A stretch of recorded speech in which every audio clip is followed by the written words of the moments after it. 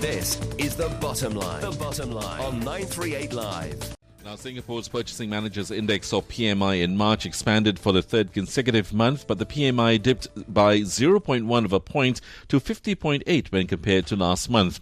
A reading above 50 indicates an expansion in the manufacturing sector, and we have on the line with us Howie Lee, investment analyst at Phillip Futures, for his analysis.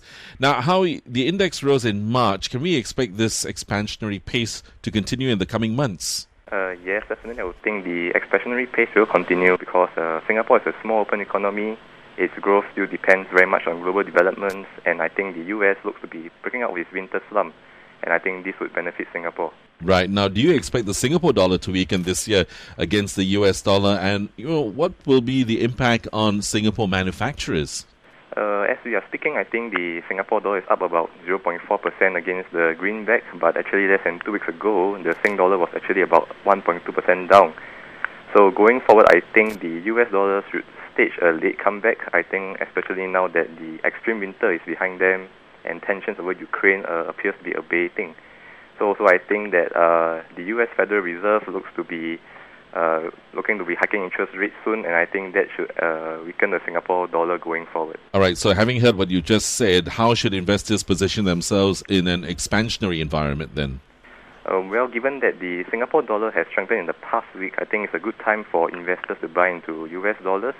And of course, investors may also consider buying US stocks because the strong Singapore dollar will make US stocks relatively cheaper to purchase. I think there's still a case for US equities. I think we just saw the S&P 500 broke its record high this morning.